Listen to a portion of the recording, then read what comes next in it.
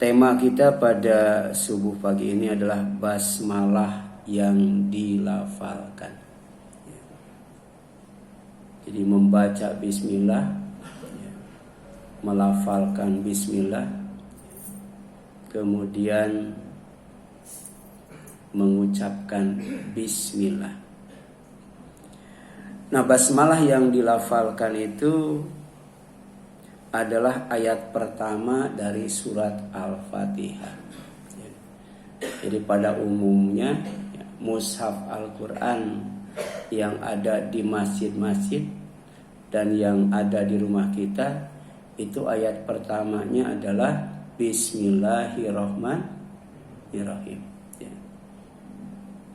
Walaupun dulu saya pernah menemukan mushaf Al-Quran yang ayat pertamanya adalah Alhamdulillahirabbil alamin. Tapi pada umumnya mushaf Al-Quran di Indonesia itu ayat pertamanya adalah basmalah, Bismillahirrahmanirrahim. Kemudian yang selanjutnya basmalah yang dilafalkan, yang kita ucapkan, yang kita bacakan adalah lafal pertama, lafad pertama yang tertulis pada setiap awal surat dalam Al-Quran. Jadi kalau kita membuka surat dalam Al-Quran, itu di atasnya sebelum ayat pertama adalah basmalah, Bismillahirrahmanirrahim. Jadi tertulis pada setiap awal surat dalam Al-Quran kecuali dalam satu surat, namanya surat At-Taubah atau surat Al-Baro'ah, yang urutannya adalah urutan ke-9. Jadi surat 9, surat At-Taubah atau surat Al-Baro'ah itu tidak tertulis basmalah. Silakan dicek. Kemudian basmalah yang dilafalkan adalah lafal awal dituliskan. Jadi lafal awal yang dituliskan oleh Nabi Sulaiman alaihissalam dalam suratnya saat mendakwahi Ratu Bilqis. Jadi berdasarkan laporan burung hudhud, ada satu tempat yang dipimpin oleh wanita, baik pemimpinnya, para pembesarnya, sampai rakyatnya, semuanya menyembah matahari. Sedangkan Nabi Sulaiman, dia menyembah Allah. Dia mentauhidkan Allah dalam ibadahnya. Sebagai raja, dia punya tugas sebagai dai untuk mendakwahi, termasuk juga beramar ma'ruf nahi munkar, menyuruh ibadah hanya kepada Allah saja, melarang melakukan kemunkaran, beribadah kepada selain Allah yang waktu itu menyembah matahari. Maka Ratu Bilqis dan para pembesarnya diajak masuk Islam. Harus tunduk pasrah itu hanya kepada Allah saja, bukan kepada makhluknya yang bernama matahari, yang sampai sekarang masih ada. Masih ada orang yang menyembah matahari. Itu agamanya agama Shinto. Di mana itu? Di Jepang. Masih menyembah matahari. Dulu juga perjalanan Nabi Ibrahim dalam mencari Tuhan, dia pernah mau menyembah matahari, mau menyembah bintang. Tapi kemudian semuanya dibatalkan karena ternyata dia suka terbenam. Sampai dia mengatakan, inni wajjahtu wajhiya lilladzi fataras samawati wal ard. Jadi dia hanya menyembah Allah saja. Makanya agama Ibrahim disebut agama Hanafi. Agama Hanif, ajarannya disebut Hanifiyah, sebab dia hanya tulus beribadah kepada Allah saja. Nah, dalam dakwahnya Nabi Sulaiman menggunakan surat, ya, sekaligus untuk membuktikan kebenaran, ya, berita yang disampaikan oleh burung hudhud bahwa ada yang menyembah matahari. Jadi yang bawa suratnya itu burung hudhud itu. Nah, ketika surat itu sampai, ya, kepada Ratu Bilqis, qalat, dia berkata, ya ayyuhal mala, wahai para pembesar, ini ulqiya ilayya kitabun karim, ya, sudah dilemparkan kepadaku, dijatuhkan kepadaku, ya, karena yang membawa surat adalah burung, dijatuhkan di hadapan Ratu Bilqis. Ya, apa kitabun karim? Yaitu surat yang mulia, ya. Jadi surat dari penguasa, bukan surat sembarang surat, ya. Kemudian innahu min Sulaiman, ya. Surat itu berasal atau dikirim dari Sulaiman. Wa innahu, dan isi suratnya adalah Bismillahirrahmanirrahim, ya. Jadi Nabi Sulaiman itu menyembah Allah, ya. Dia Islam, ya. Ajarannya tauhid, bukan syirik. Buktinya dia mendakwahi, mengajak, menyeru Ratu Bilqis dan para pembesarnya untuk masuk Islam, ya. Kenapa?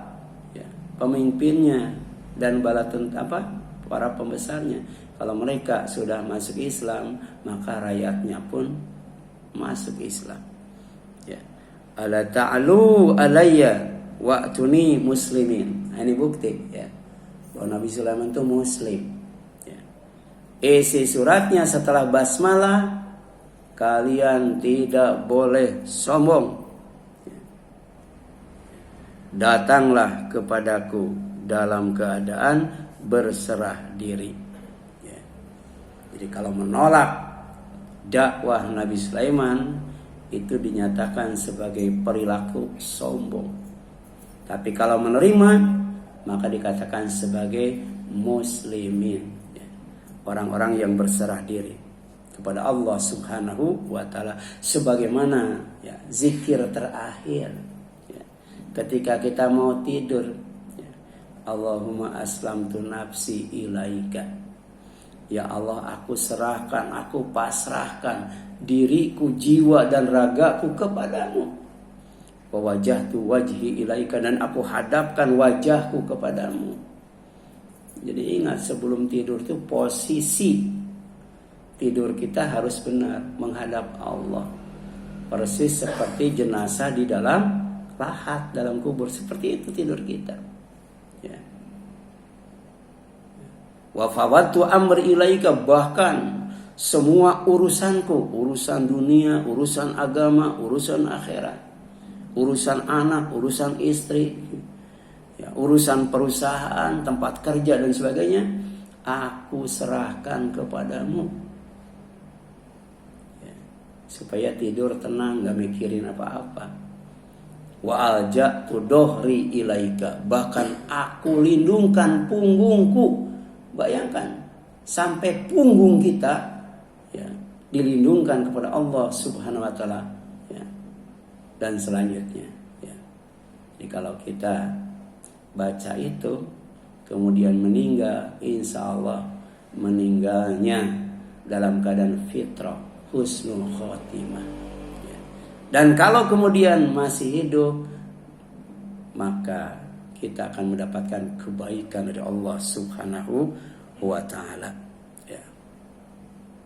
Sebab kalau kemudian nyawa kita dipegang oleh Allah saat tidur, tidak bangun lagi tapi terus mati, kita mohon kepada Allah agar dirahmati, ya. Makanya orang yang meninggal kita doakan Allahu yarham atau rahimahullah.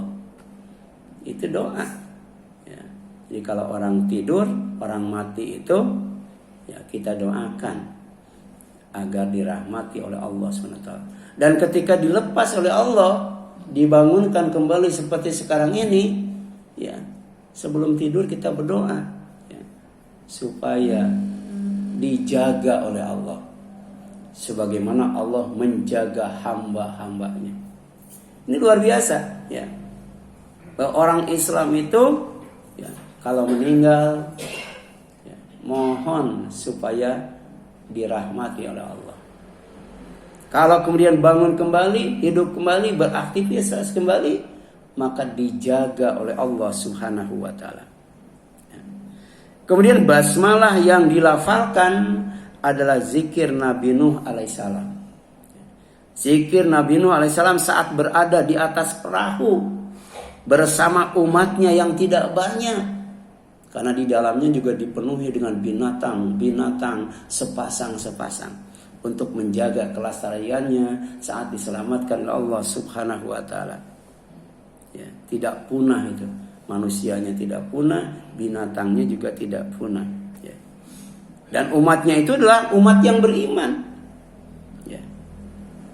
Jadi di tengah amukan badai taufan yang membinasakan orang-orang kafir termasuk anaknya yang durhaka, ya, pada waktu itu maka waqala, ya, Nabi Nuh, ya, berkata kepada umatnya setelah perahu itu sudah jadi, irkabu fiha, kalian naik semuanya masuk ke dalam perahu, ya, bismillahi majroha wa mursaha inna rabbi laghafurur rahim.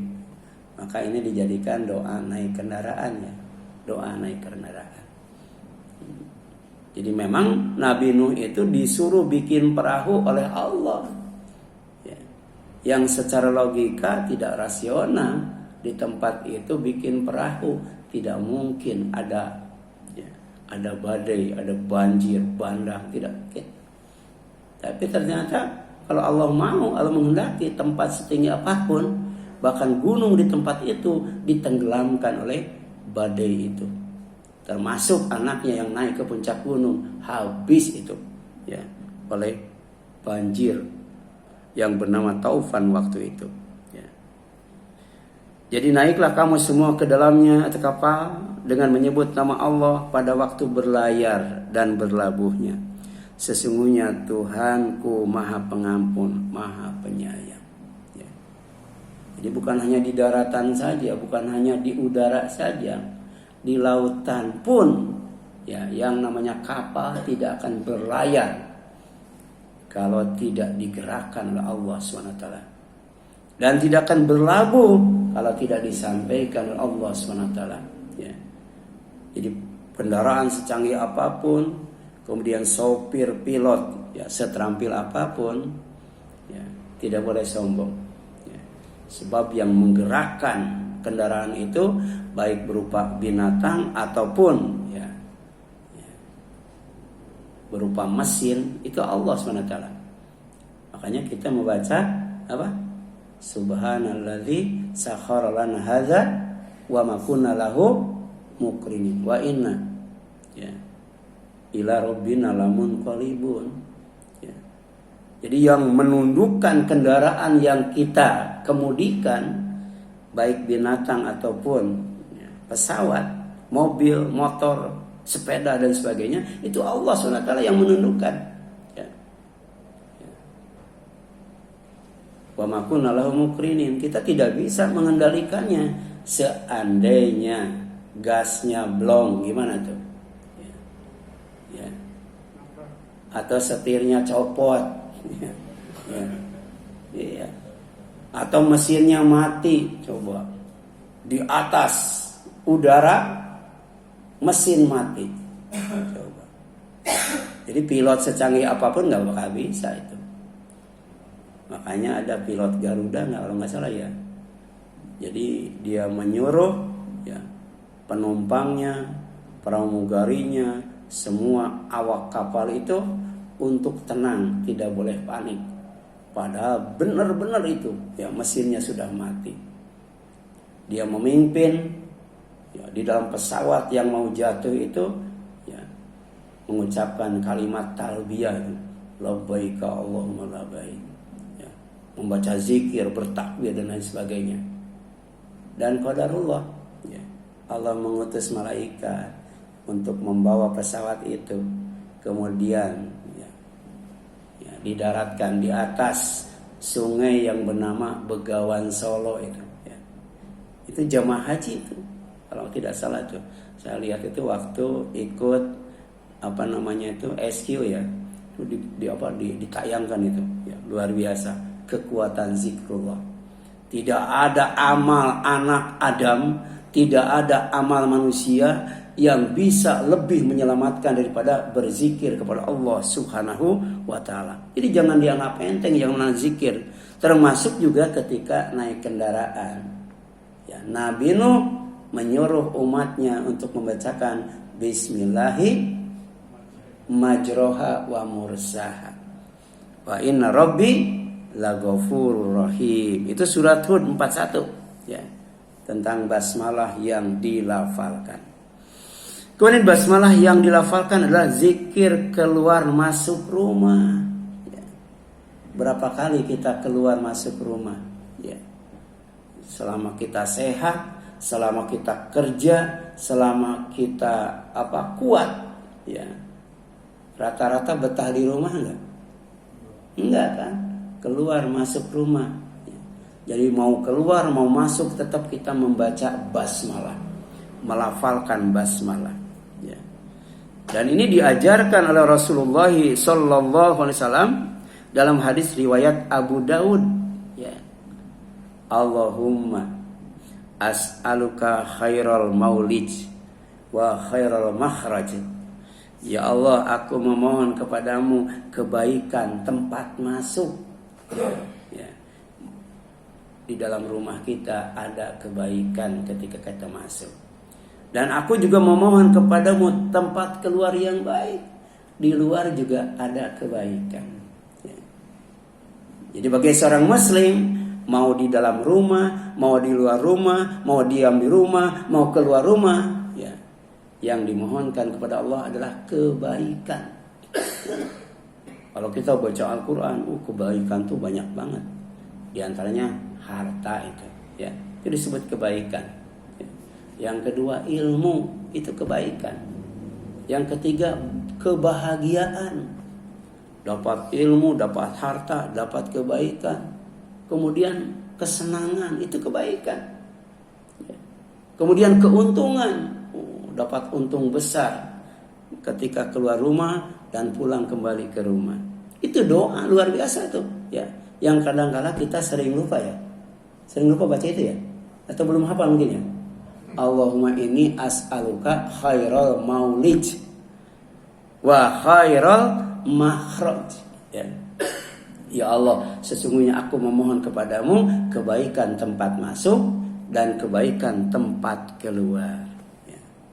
Tempat keluar itu ada kantor, ya, ada pabrik, ada sekolah, ada pesantren, ada masjid, ada pasar, ada apa lagi tuh? Jadi kemanapun kita pergi, ya, dimanapun kita sampai dan beraktivitas, kita minta khair, kebaikan. Kemudian baru melafalkan basmalah. Bismillahi walajna wa bismillahi kharajna wa ala Allahi rabbina tawakkalna. Ya, itu, ya. Ini Islam, agama yang sempurna. Menjanjikan kesempurnaan hidup, kenikmatan hidup, kesenangan hidup, dan kepuasan hidup.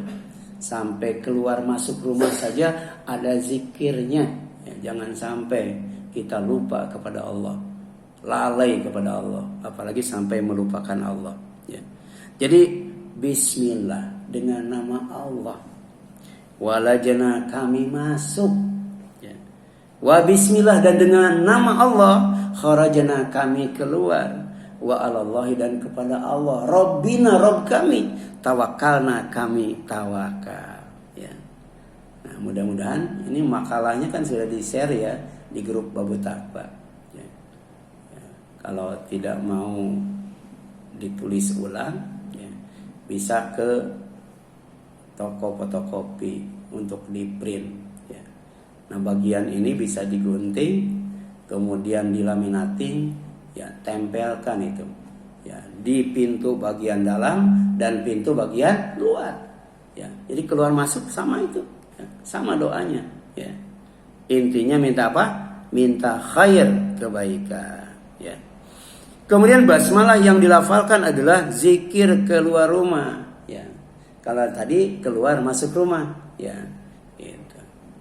Kalau ini zikir keluar rumah ya, yang diajarkan oleh Rasulullah SAW lewat sabdanya ya.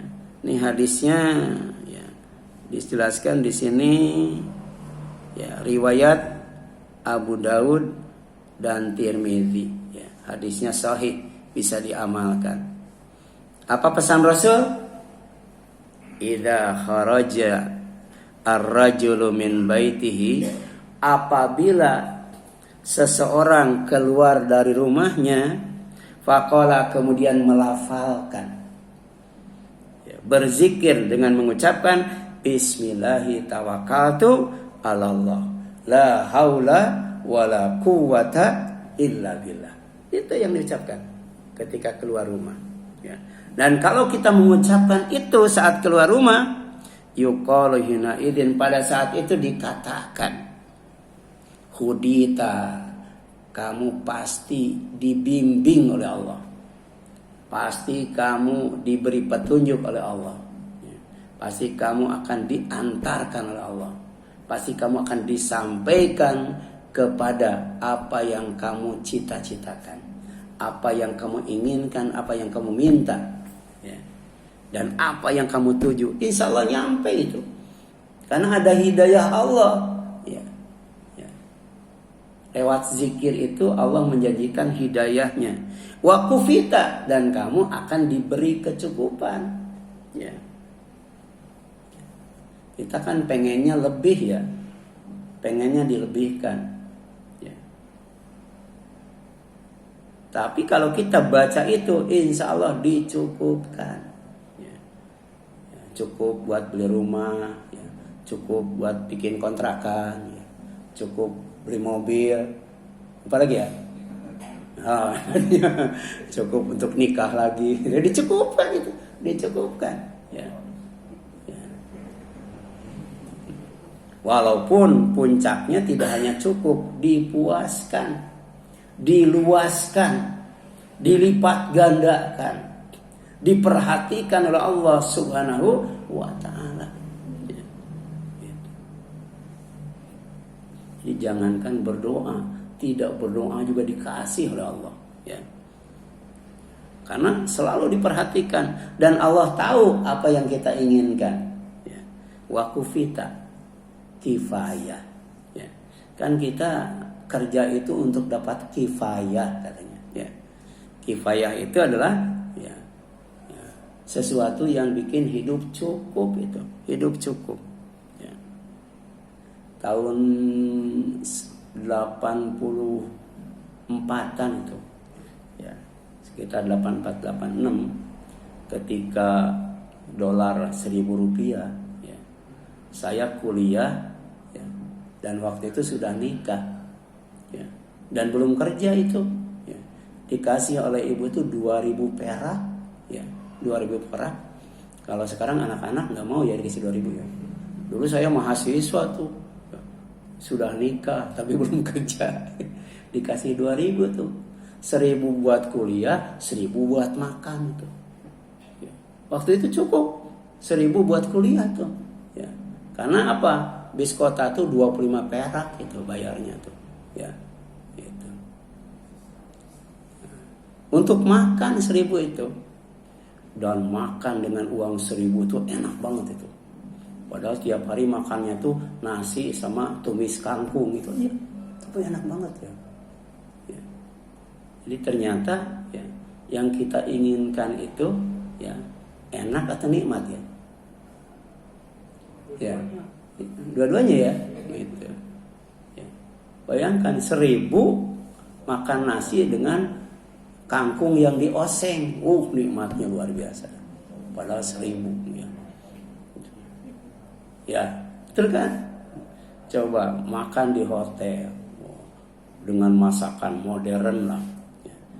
Dengan makan di sawah, ya. Nasi merah, sambal terasi, ikan asin, habis nyangkul itu. Enakan mana? Enakan di hotel lah. Kata siapa enakan di sawah? Tapi nikmat di mana? Ini sawah. Puncaknya kenikmatan itu yang dijanjikan oleh Allah lewat Rasulnya pada saat buka puasa. Betul kan nikmatnya buka puasa? Kalau sahur nikmat nggak? Enggak. Anak-anak juga disuruh sahur nggak mau, nggak enak. Tapi pas buka, ya. Makanya bedanya orang yang saum dan yang tidak saum saat buka, walaupun ikut-ikutan buka, ya. Yang tidak saum enak. Tapi yang saum nikmat itu. Sehingga disebut parhatun. Parhatun itu kegembiraan yang luar biasa. Walaupun hanya dengan seteguk air. Apalagi dikasih kolak. Kemudian yang ketiga, wawu kita. Kamu pasti dilindungi. Pasti dilindungi. Akan selamat itu. Ya.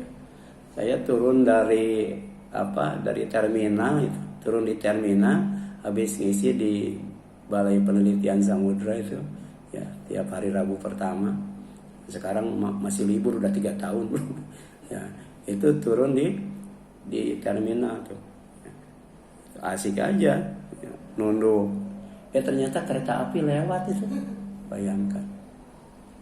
Cuman qadarullah, ya, di lintasan kereta api sebelum saya lewat itu ada tukang ojek malangin saya tuh. Ya Pak, kereta api Pak, kan gitu ya. Ya, bayangkan kalau tidak ada tukang ojek, ya, yang ngasih tahu, saya terus aja, ya, keseret kereta api kayaknya ya. Itu, ya, itu pertolongan dari Allah SWT. Dan itu pernah saya alami 2 kali, ya, ketika di Padalarang juga begitu. Jadi, ya katanya apa? Orang Jawa Barat itu nyebutnya setan budak katanya gitu. Jadi kena setan budak, ya. Jadi nggak kedengaran suara kereta api, ya, nggak kedengaran tuh, ya. Jadi jalan aja begitu, padahal kencang itu kereta apinya, ya. Nah, tapi tetap, ya, kalau kita baca basmalah, tawakal kepada Allah, Allah kasih wikoya, ya. Jadi pertama hidayah, ya. Yang kedua apa? Kifayah. Yang ketiga wikoya. Dijaga, dilindungi oleh Allah Subhanahu wa taala sehingga aman dan selamat sampai tujuan, ya. Kemudian pulang kembali. Nah, yang ketiga, ya, yang keempat, ya, fatatanaha lahu asyayatin, ya. Maka setan-setan akan menjauh dari dia.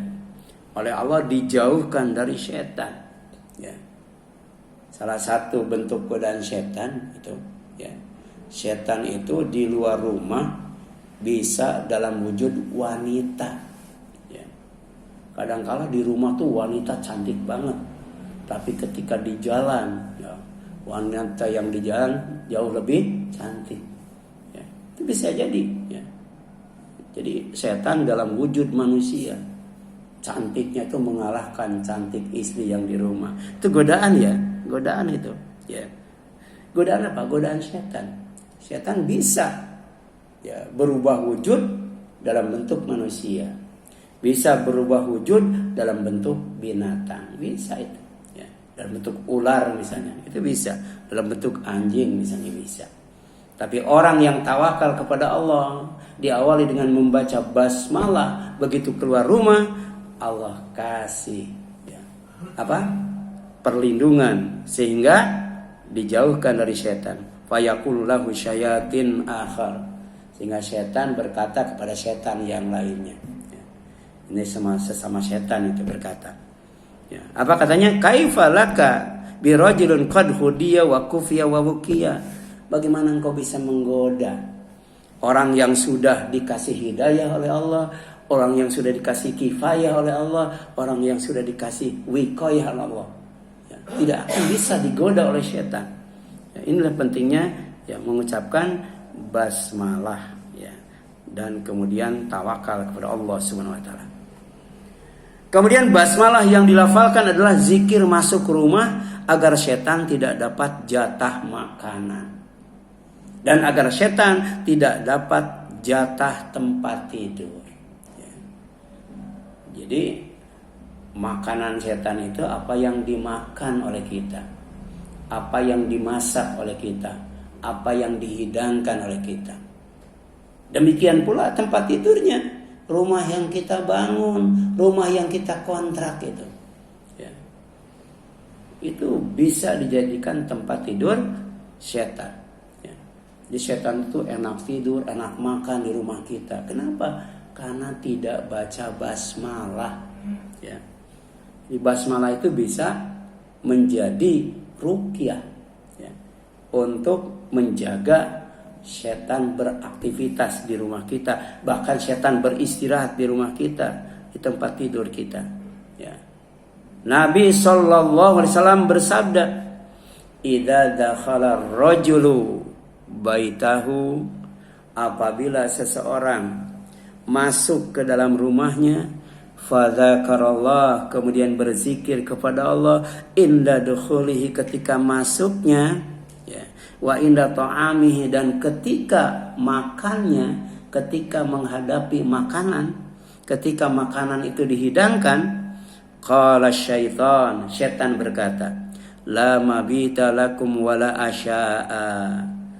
Jadi setan berkata kepada setan yang lainnya, untuk kalian sekarang, ya, tidak ada tempat tidur dan tidak ada jatah makan malam. Ya. Jadi setan itu makan malam, makan pagi, makan siang, makan sore. Ya. Ya. Itu, ya, tidak ada jatah makan, tidak ada jatah untuk tidur malam. Asya itu waktu apa? Waktu malam. Kalau goda itu makan pagi. Ya.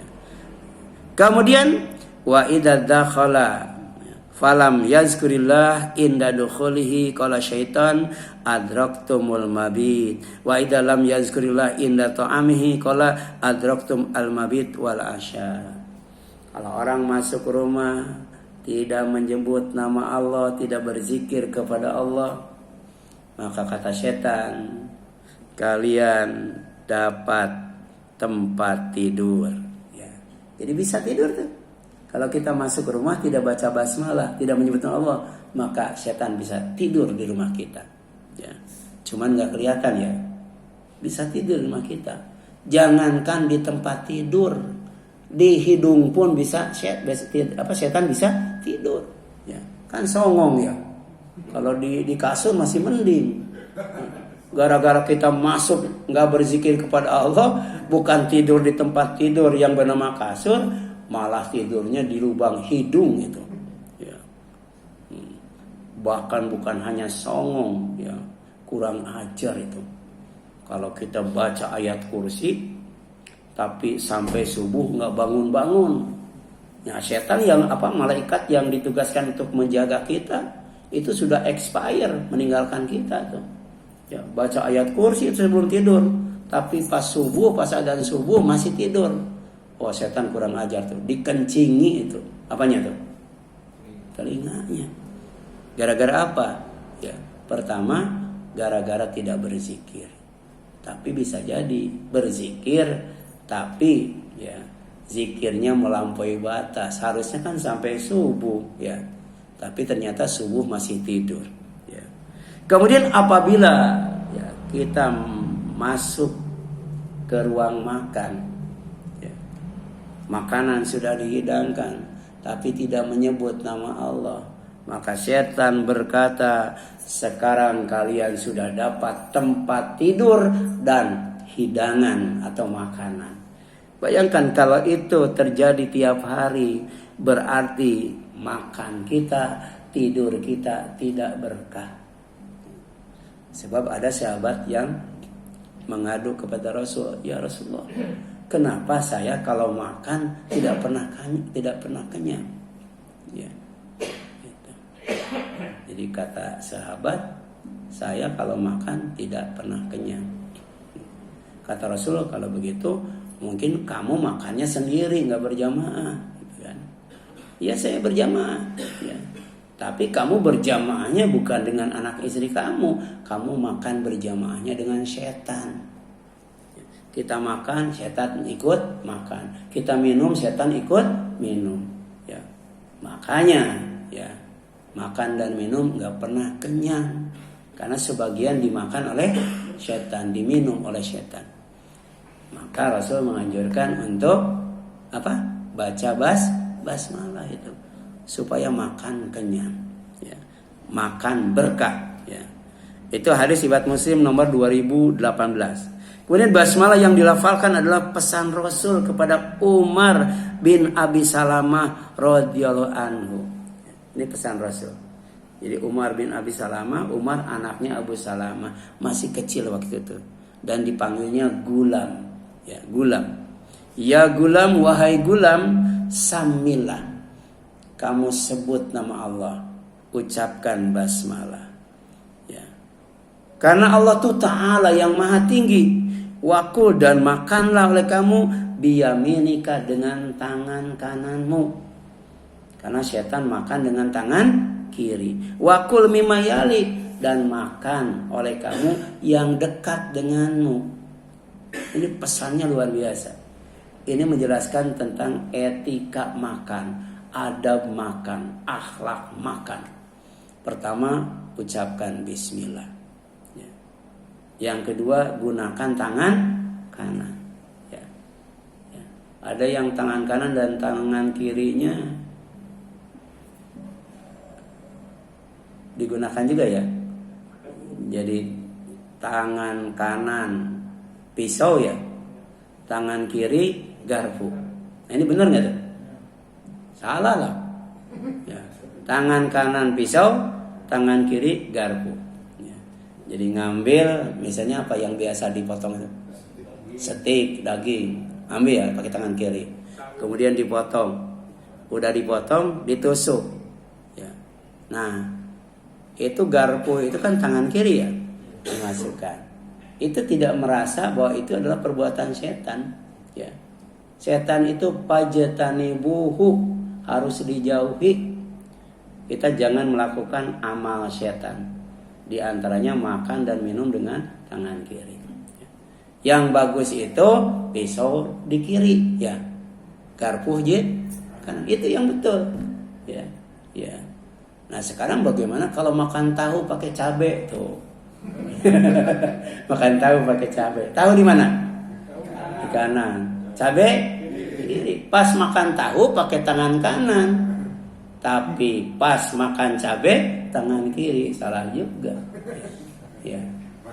Iya, harusnya makan tahu dulu, terus cabainya pindahkan ke tangan kanan, masukin itu. Atau tahunya ditusuk pakai cabai, wah itu kan. Ibu-ibu juga sering salah itu, ya. Waktu mencicipi makanan. Pertama posisi mencicipi makanan itu berdiri kan. Kemudian dia ngambil apa namanya sodokan, ya. Ya. Kalau di ini apa? Yang buat ini goreng, ya. Nah, ini tangan kirinya tuh kan, ya. Sambil berdiri. Nah, ke tangan kiri kan, dicicipin tuh, kan, ya. Ya, berarti nyicipinnya pakai apa? Nah, itu setan juga. Jadi coba perhatikan ibu-ibu kalau lagi masak, ya. Ada yang begitu kan? Gitu. Atau mungkin pakai piring kecil, ya langsung. Ini pakai tangan kiri. Ya. Padahal pesan Rasul wakul biyaminik, ya, makan dengan tangan, wakul mimayalik, ya, dan makan makanan yang dekat darimu. Ya. Jadi nggak boleh makan makanan yang jauh, yang dekat aja. Ya. Itu filosofinya ada pada tumpeng.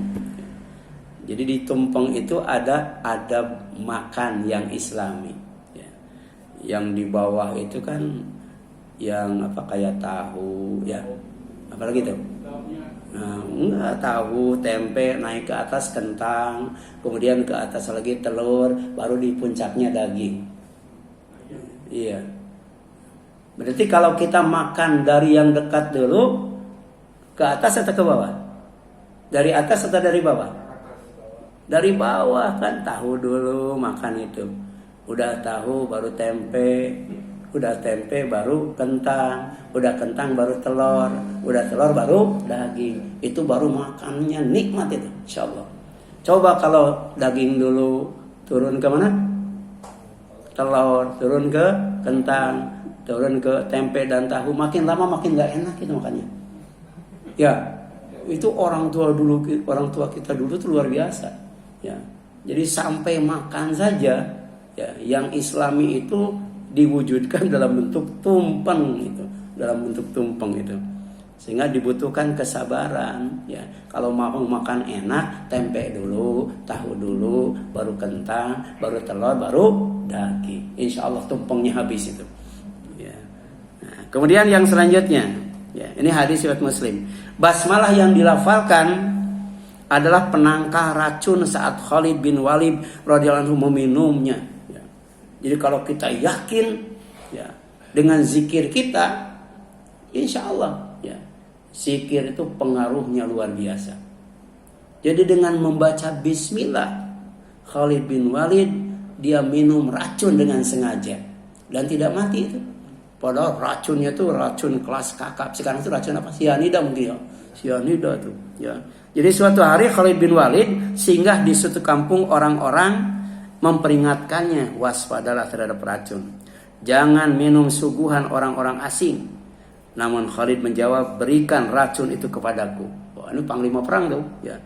Berikan racun itu kepadaku. Kemudian beliau mengambil minuman beracun itu lalu meneguknya sambil membaca Bismillah. Bismillah. Ya. Jadi bakteri, virus, apalagi ya, itu tercegah itu dengan baca Bismillah. Kalau kita yakin kepada Allah Subhanahu Wa Taala. Ya. Jadi nama Allah itu bisa jadi wasilah untuk mendapatkan yang namanya anti. Ya. Anti apa ya? Antivirus, antibakteri dan sebagainya. Kalau ini anti racun itu. Dan tidak terjadi sesuatu pun yang membahayakannya. Ini diriwayatkan oleh Abu Ya'la, Baihaqi, Abu Naim dari Abu Safar. Ya. Kemudian yang terakhir, ini masih banyak ya. Untuk selanjutnya silakan baca di grup WA. Jadi basmalah yang dilafalkan adalah zikir memasukkan jenazah ke kubur. Ya. Jadi kata Rasul, kalau kamu, ya, sudah memasukkan jenazah ke dalam kubur, fakulu, maka ucapkan, ya, lafalkan Bismillahi ala millati Rasulillah sallallahu alaihi wasallam. Ucapan itu, ya, kalau kita ditugaskan untuk mengubur jenazah. Bismillah dengan nama Allah, ala millati Rasulillah berdasarkan agama Rasulullah yaitu Islam sallallahu alaihi wasallam. Itulah menguburkan yang Islami, menguburkan yang sesuai dengan sunnah Rasul, membaca, melafalkan basmalah. Ya. Aku qouli hadza wa astaghfirullah li wa lakum wal afu minkum. Ya. Wassalamualaikum warahmatullahi wabarakatuh.